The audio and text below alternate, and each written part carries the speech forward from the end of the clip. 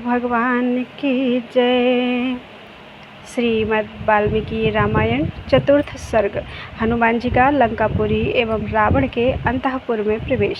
सनिर्जित्य पुरीं लंकां श्रेष्ठां तां कामरूपिणीं विक्रमेण महातेजा हनुमान कपिसत्तमः अद्वारेण महावीर्यः प्राकारं बपुप्लुवे निशिलंकां महासत्वो विवेश कपिकुंजरः। इच्छानुसार रूप धारण करने वाली श्रेष्ठ राक्षसी लंकापुरी को अपने पराक्रम से परास्त करके महातेजस्वी महाबली महान सत्वशाली वानर शिरोमणि कपिकुंजर हनुमान बिना दरवाजे के ही रात में चहार दीवारी फांद गए और लंका के भीतर घुस गए। प्रविश्य नगरीं लंकां कपिराज हितंकरः चक्रे यथ पादं शव्यं च शत्रूणां शतमूर्धनि। कपिराज सुग्रीव का हित करने वाले हनुमान जी ने इस तरह लंकापुरी में प्रवेश करके मानो शत्रुओं के सिर पर अपना बायां पैर रख दिया।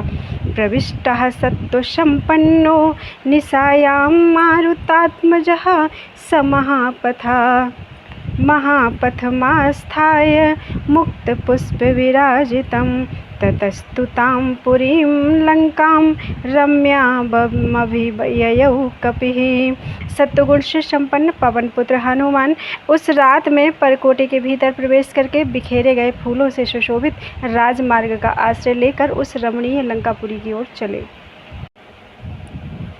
हसितोत्कृष्टनिनदैः तूर्यघोष पुरस्कृतैः वज्राङ्कुशनिकाशैश्च वज्रजाल विभूषितैः गृहमेद्यैः पुरी रम्या बभासे धौरिबाम्बुदैः। जैसे आकाश श्वेत बादलों से सुशोभित होता है उसी प्रकार वह रमणीय पुरी अपने श्वेत मेघ सदृश ग्रहों से उत्तम शोभा पा रही थी। वे ग्रह अट्टहास जनित उत्कृष्ट शब्दों तथा वाद्य घोषों से मुखरित थे। उनमें वज्रों तथा अंकुशों की चित्र बने थे, अंकुशों के चित्र अंकित थे और हीरों के बने हुए झरोखे उनकी शोभा बढ़ाते थे। प्रज्ज्वाल तदा लंका रक्षो गणग्रहैः शुभैः सिताभ्रसदृशैः चित्रैः पद्मस्वस्तिक संस्थितैः वर्धमानग्रहैश्चापि सर्वतः सुविभूषितैः। उस समय लंका श्वेत बादलों के समान सुंदर एवं विचित्र राक्षस ग्रहों से प्रकाशित हो रही थी। उन ग्रहों में से कोई तो कमल के आकार में बने हुए थे, कोई स्वस्तिक के चिन्ह या आकार से युक्त थे और किन्हीं का निर्माण वर्धमान संज्ञक ग्रहों के रूप में हुआ था। वे सभी सब ओर से सजाए गए थे। तां चित्रमाल्याभरणां कपिराज हितंकरः राघवार्थे चरण श्रीमान ददर्श चननंद चा।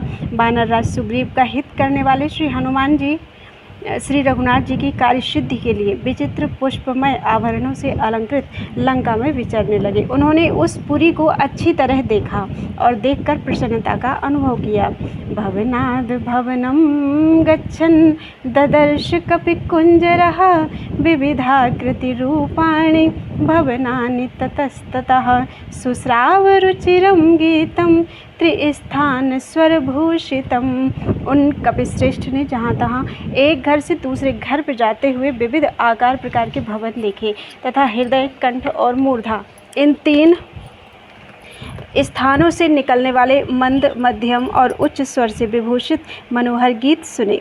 स्त्रीणां मदन विद्धानां दिवि चाप्सरसामिव सुश्राव कांचीननदं नूपुराणां च निश्वनम्।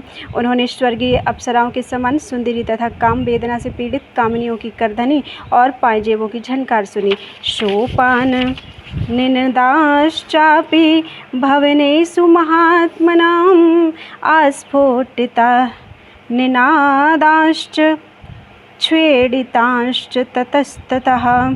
इस तरह जहाँ तहाँ महामनस्वी राक्षसों के घरों में सीढ़ियों पर चढ़ते समय स्त्रियों की कांची और मंजीर की मधुर ध्वनि तथा पुरुषों की ताल ठोकने और गर्जने की भी आवाज़ें उन्हें सुनाई दी। सुश्राव जपताम तत्र मंत्रान रक्षो गृहेषु वैः स्वाध्याय निरतांश्चैव यातु दानान् ददर्श सः। राक्षसों के घरों में बहुतों को तो उन्होंने वहाँ मंत्र जपते हुए सुना और कितने ही निशाचरों को स्वाध्याय में तत्पर देखा। रावणस्तौ संयुक्तान गर्जितो राक्षसानपि राजमार्गम समावृत्य स्थितम रक्षो गणम महत। कई राक्षसों को उन्होंने रावण की स्तुति के साथ गर्जना करते और निशाचरों की एक बड़ी भारी भीड़ को राजमार्ग रोककर खड़ी हुई देखा। ददर्श मध्यमे गुल्मे राक्षसस्य चरान् बहून् दीक्षितान् जटिलान् मुण्डान् गोजिनाम्बरवाससः दर्भमुष्टिप्रहरणान् अग्निकुण्डायुधांस्तथा कूटमुग्दर्पाणिश्च दंडायुधधरानपि। नगर के मध्य में उन्हें रावण के बहुत से गुप्तचर दिखाई दिए। उनमें कोई योग की दीक्षा लिए हुए, कोई जटा बढ़ाए, कोई मूड़ मुड़ाए, कोई गोचर्म या मृग चर्म धारण किए और कोई नंग धड़ंग थे। कोई मुट्ठी भर कुशों को ही अस्त्र रूप से धारण किए हुए थे। किन्हीं के अग्निकुंड ही आयुध थे, किन्हीं के हाथ में कूट या मुग्दर था, कोई डंडे को ही हथियार रूप में लिए हुए थे। एकाक्षानेक वर्णाश्च लंबोदरपयोधरान् करालान् भुग्नवक्त्रांश्च विकटान् वामनास्तथा। किन्हीं के एक ही आँख थी तो किन्हीं के रूप बहुरंगे थे। कितनों के पेट और स्तन बहुत बड़े बड़े थे और कोई बड़े विकराल थे। किन्हीं के मुंह टेढ़े मेढ़े थे, कोई विकट थे तो कोई बौने। धन्विनः खड्गिनश्चैव शतघ्निमुशलायुधान् परिघोत्तममहस्ताश्च विचित्रकवचोज्ज्वलान्। किन्हीं के पास धनुष, खड्ग, शतघ्नि और मूसल रूप आयुध थे। किन्हीं के हाथों में उत्तम परिघ विद्यमान थे और कोई विचित्र कवचों से प्रकाशित हो रहे थे। ना अति स्थूलान नाति कृशान नाति दीर्घाति ह्रस्वकान नाति गौरान नाति कृष्णान नाति कुब्जान वामनान। कुछ निशाचर ना तो अधिक मोटे थे, ना अधिक दुर्बल, ना बहुत लंबे थे, ना अधिक छोटे, ना बहुत गोरे थे, ना अधिक काले और ना अधिक कुबड़े थे, ना विशेष पौने ही। विरूपान बहुरूपाश्च सुरूपाश्च सुवर्चसः ध्वजिनः पताकिनश्चैव ददर्श विविधायुधान्। कोई बड़े कुरूप थे, कोई अनेक प्रकार के रूप धारण कर सकते थे। किन्हीं का रूप सुंदर था, कोई बड़े तेजस्वी थे तथा किन्हीं के पास ध्वजा, पताका और अनेक प्रकार के अस्त्र शस्त्र थे। शक्ति वृक्षायुधाश्चैव पट्टिशाश निधारिणा क्षेपिणी पाशहस्तांश्च ददर्श समहाकपि। कोई शक्ति और वृक्ष रूप आयुध धारण किए देखे जाते थे तथा किन्हीं के पास पट्टिश, वज्र, गुलेल और पाश थे। महाकपि हनुमान ने उन सबको देखा। सृग्विलस्त्वनुलिप्तांश्च वराभरणभूषितान् नानावेश समायुक्तान् यथा स्वैरचरान् बहून्। किन्हीं के गले में फूलों के हार थे और ललाट आदि अंग चंदन से चर्चित थे। कोई श्रेष्ठ आभूषण से सजे हुए थे, कितने ही नाना प्रकार के वेशभूषा से संयुक्त थे और बहुतेरे स्वेच्छानुसार विचरने वाले जान पड़ते थे। तीक्ष्ण शूलधराश्चैव वज्रणश्च महाबलान् शतसाहस्रमयग्रमारक्षं मध्यमं कपिः रक्षोधिपति निर्दिष्टम ददर्शान्तः पुराग्रतः। कितने ही राक्षस तीखे शूल तथा वज्र लिए हुए थे। वे सब के सब महान बल से संपन्न थे। इनके सिवा कपिवर हनुमान जी ने 1,00,000 रक्षक सेना को राक्षस राज रावण की आज्ञा से सावधान होकर नगर के मध्य भाग की रक्षा में संलग्न देखा। वे सारे सैनिक रावण के अंतःपुर के अग्रभाग में स्थित थे।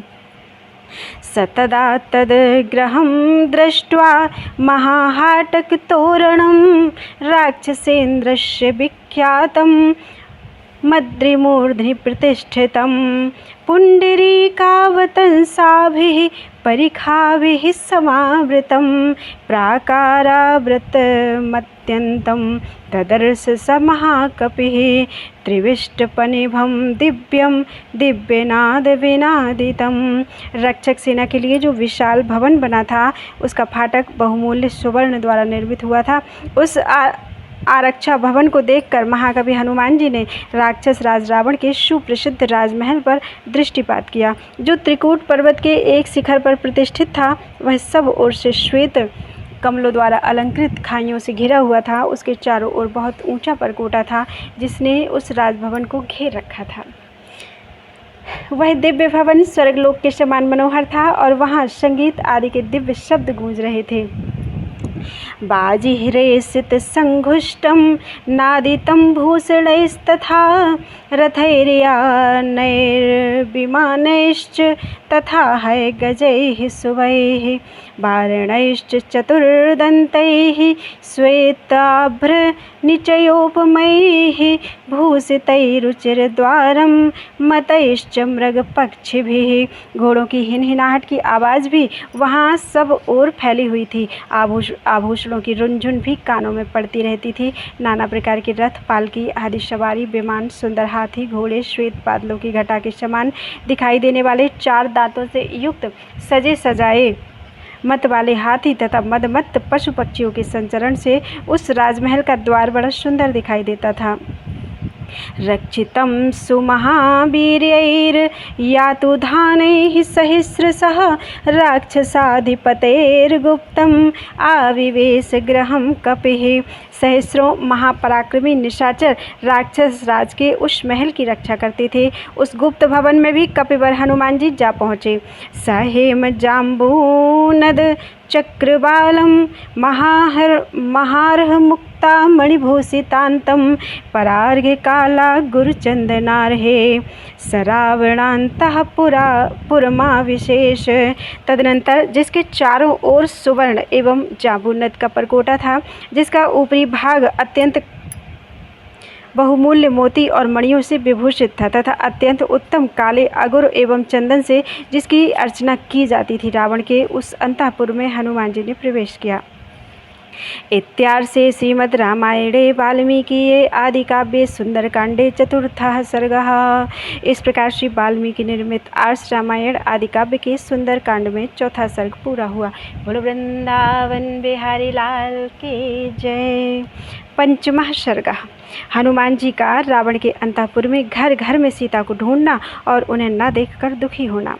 ततः समध्यगतं सुमन्तं ज्योत्स्नावितानं मुहुरुद्वमन्तं ददर्श धीमान् भुवि भानुमन्तं गोष्ठे वृषम्मत्तमिव भ्रमन्तं। तत्पश्चात बुद्धिमान हनुमान जी ने देखा, जिस प्रकार गौशाला के भीतर गऊओं के झुंड में मतवाला सांड विचरता है, उसी प्रकार पृथ्वी के ऊपर बारंबार अपनी चांदनी का चंदोबा तानते हुए चंद्रदेव आकाश के मध्य भाग में तारिकाओं के बीच विचरण कर रहे हैं।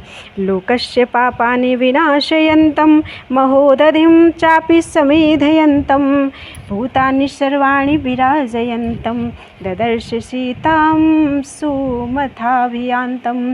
वे शीतरश्मि चंद्रमा जगत के पाप ताप का नाश कर रहे हैं, महासागर में ज्वार उठा रहे हैं, समस्त प्राणियों को नई दीप्ति एवं प्रकाश दे रहे हैं और आकाश में क्रमशः ऊपर की ओर उठ रहे हैं।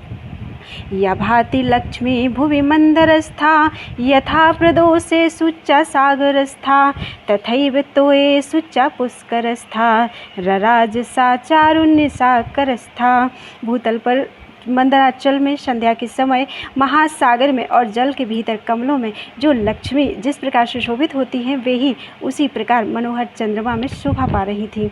हंसो यथा राज तपश्चरस्थः सिंहो यथा मंदर कंदरस्थः वीरो यथा गर्वित कुंजरस्थः चंद्रोपि बभ्राज तथाम्बरस्थः, जैसे चांदी के पिंजरे में हंस, मंदराचल की कंदरा में सिंह तथा मदमत्त हाथी की पीठ पर वीर पुरुष शोभा पाते हैं, उसी प्रकार आकाश में चंद्रदेव सुशोभित हो रहे थे। स्थितः कुकुद्मानिव तीक्ष्ण श्रृंगो महाचलः श्वेत इवोर्ध्वशृंगः हस्तीव जाम्बूनदबद्ध श्रृंगो विभाति चंद्रः परिपूर्ण श्रृंगः, जैसे तीखे सींग वाला बैल खड़ा हो, जैसे ऊपर को उठे हुए शिखर वाला महान पर्वत श्वेत हिमालय शोभा पाता हो, और जैसे सुवर्ण जटित दांतों से युक्त गजराज सुशोभित होता हो, उसी प्रकार हरिण के श्रृंग रूपी चिन्ह से युक्त परिपूर्ण चंद्रमा छवि पा रहे थे।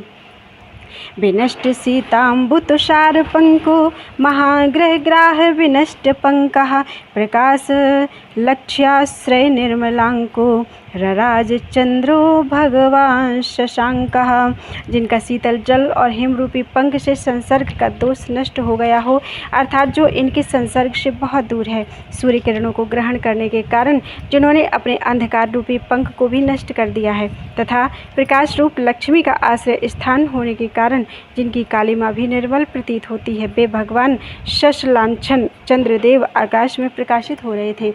शिलातलं प्राप्य यथा मृगेन्द्रो महारणं प्राप्य यथा गजेन्द्रः राज्यं समासाद्य यथा नरेन्द्रः तथा प्रकाशो विरराज चंद्रः, जैसे गुफा के बाहर शिलातल पर बैठा हुआ मृगराज अर्थात सिंह शोभा पाता है, जैसे विशाल वन में पहुंचकर गजराज सुशोभित होता है, तथा जैसे राज्य पाकर राजा अधिक शोभा से संपन्न हो जाता है, उसी प्रकार निर्मल प्रकाश से युक्त होकर चंद्रदेव सुशोभित हो रहे थे।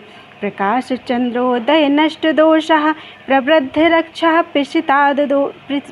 पिशिताश दोषः रामाभिरामे ऋतचित्त दोषः स्वर्ग प्रकाशो भगवान प्रदोषः, प्रकाश युक्त चंद्रमा के उदय से जिसका अंधकार रूपी दोष दूर हो गया हो, जिसमें राक्षसों की जीव हिंसा और मांस भक्षण रूपी दोष बढ़ गए हैं, तथा रमणियों के रमण विषयक चित्त दोष निवृत्त हो गए हैं, वह पूजनीय प्रदोष काल स्वर्ग सदृश सुख का प्रकाश करने लगा।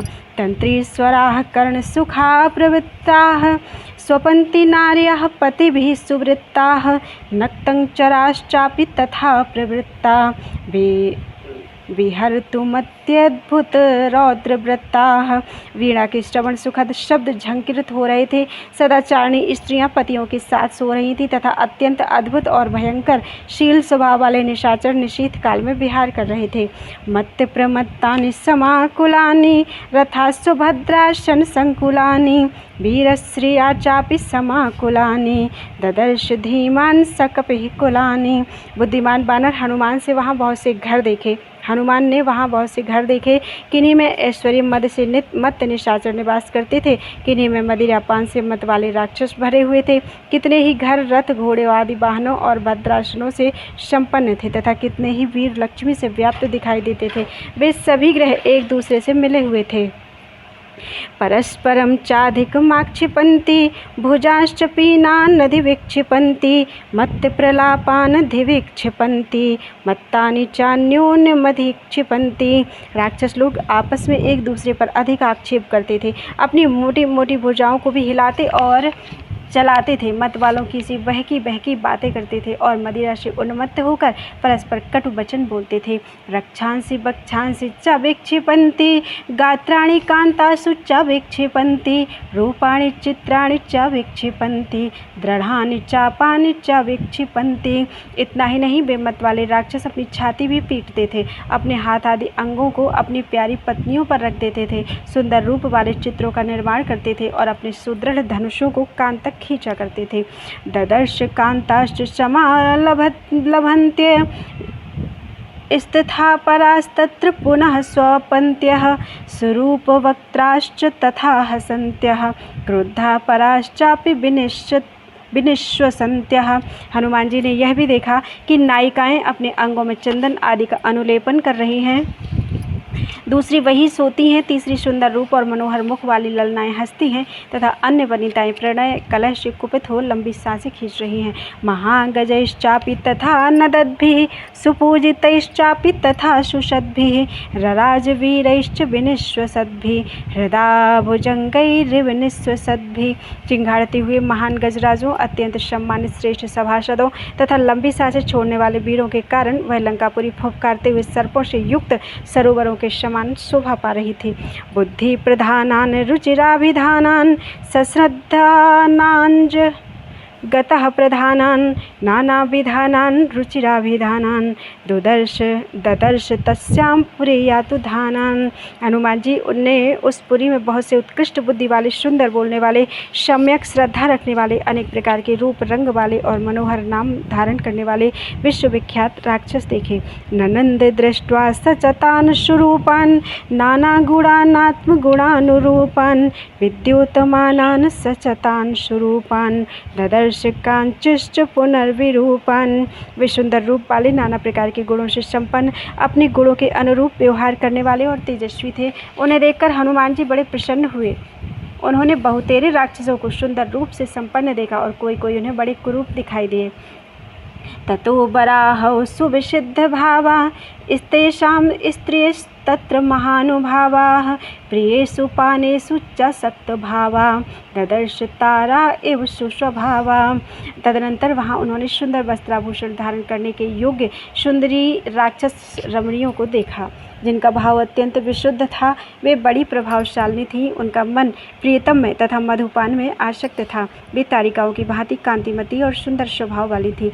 स्त्रियो ज्वलंती स्त्रपयोपगूढ़ा निशीथ काले रमणोपगूढ़ा ददर्श काश्चित प्रमदोपगूढ़ा यथा विहंगा विहगोपगूढ़ा। हनुमान जी की दृष्टि में कुछ ऐसी स्त्रियां भी आईं जो अपने रूप सौंदर्य से प्रकाशित हो रही थीं। वे बड़ी लजीली थीं और आधी रात के समय अपने प्रियतम के आलिंगन पाश में इस प्रकार बंधी हुई थी जैसे पक्षिणी पक्षी के द्वारा आलिंगित होती है। वे सब के सब आनंद में मगन थीं। अन्याः पुनर्हम्य तलोपविष्टा स्तत्र प्रियांकेषु सुखोपविष्टाः भर्तुः परा धर्म परा निविष्टा ददर्श धीमान मदनोपविष्टा। दूसरी बहुत सी स्त्रियां महलों की छतों पर बैठी थीं। वे पति की सेवा में तत्पर रहने वाली, धर्मपरायणा, विवाहिता और काम भावना से भावित थीं। हनुमान जी ने उन सबको अपने प्रियतम के अंक में सुखपूर्वक बैठी देखा। आप्रवृत्ता कांचन राजीवर्णाः काश्चित् परार्ध्यास्तपनीयवर्णाः पुनश्च काश्चिच्छसलक्ष्मवर्णाः कांतप्रहीणा रुचिरांग वर्णाः। कितनी ही कामनियाँ सुवर्ण रेखा के समान कांतिमती दिखाई देती थीं। उन्होंने अपनी ओढ़नी उतार दी थी। कितनी ही उत्तम वनिताएं तपाई हुई सुवर्ण के समान रंग वाली थीं तथा कितनी ही पतिवियोगिनी बालाएं चंद्रमा के समान श्वेत वर्ण की दिखाई देती थी। उनकी अंग कांति बड़ी ही सुंदर थी। ततः प्रियान प्राप्य मनोभिरामान सुप्रीतियुक्ता सुमनोभिरामाः गृहे सुहृष्टाः परमाभिरामा हरिप्रवीरः सददर्श रामाः। तदनंतर बानरों के प्रमुख भी हनुमान जी ने विभिन्न ग्रहों में ऐसी परम सुंदरी रमणियों का अवलोकन किया जो मनोभिराम प्रियतम का संयोग पाकर अत्यंत प्रसन्न हो रही थी। फूलों के हार से विभूषित होने के कारण उनकी रमणीयता और भी बढ़ गई थी और वे सब की सब हर्ष से उत्फुल्ल दिखाई देती थी। चंद्र प्रकाशाश्च हि वक्तमाला वक्रासु पक्ष्माश्च सुनेत्रमाला विभूषणानां च ददर्शमालाः सतहृदानामिव चारुमालाः। उन्होंने चंद्रमा के समान प्रकाशमान मुखों की पंक्तियाँ, सुंदर पलकों वाले तिरछे नेत्रों की पंक्तियाँ और चमचमाती हुई विद्युत लेखाओं के समान आभूषणों की भी मनोहर पंक्तियाँ देखी।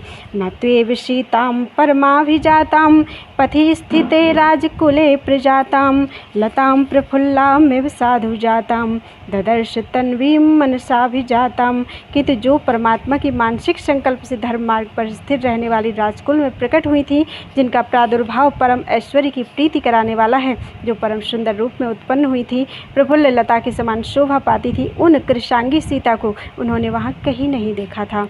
सनातने वर्तमनि सन्निविष्टां रामेक्षिणीं तां मदनाभिविष्टां भर्तुर्मनः मदनुप्रविष्टां स्त्रीभ्यः पराभ्यश्च सदा विशिष्टां उष्णार्दितां सानुसृता श्रीकंठीं पुरावरार्होत्तमैर्मणिभिर्भूषितां सुजात मनिष्क कंठीम सुजात पक्षाम विरक्त कंठीम बने पनृत्तामिव नीलकंठीम अव्यक्त रेखामिव चंद्रलेखाम प्रासून प्रदिग्धामिव हेमरेखाम छतप्ररूढ़ामिव वर्णरेखाम वायुप्रभुग्नामिव मेघरेखाम सीतां पश्यन् मनुजेश्वरस्य रामस्य पत्नीं वदताम्बरस्य बभूव दुःखोपहतश्चिरस्य प्लवंगमो मंद इवाचिरस्य। जो सदा सनातन मार्ग पर स्थित रहने वाली, श्री राम पर ही दृष्टि रखने वाली, श्री राम विषयक काम या प्रेम से परिपूर्ण अपने पति के तेजस्वी मन में बसी हुई तथा दूसरी सभी स्त्रियों से सदा ही श्रेष्ठ थी, जिन्हें विरह जनित ताप सदा पीड़ा देता रहता था, जिनके नेत्रों से निरंतर आंसुओं की झड़ी लगी रहती थी और कंठ उन आंसुओं से गदगद रहता था। पहले संयोग काल में जिनका कंठ श्रेष्ठ एवं बहुमूल्य निष्क पदक से विभूषित रहा करता था, जिनकी पलकें बहुत ही सुंदर थीं और कंठस्वर अत्यंत मधुर था तथा जो वन में नृत्य करने वाली मयूरी के समान मनोहर लगती थी, जो मेघ आदि से आच्छादित होने के कारण अव्यक्त रेखा वाली चंद्रलेखा के समान दिखाई देती थी, धूली धूसर सुवर्ण रेखा सी प्रतीत होती थी, बाढ़ के आघात से उत्पन्न हुई रेखा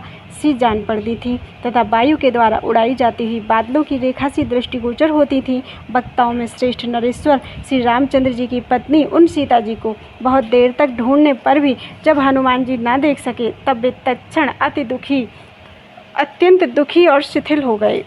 इत्यार्षे श्रीमद् आर्ष रामायणे वाल्मीकि आदि काव्ये सुंदरकांडे पंचमः सर्गा। इस प्रकार श्री वाल्मीकि निर्मित आर्ष रामायण आदि काव्य के सुंदरकांड में 5वां सर्ग पूरा हुआ। बोलो वृंदावन बिहारी लाल की जय।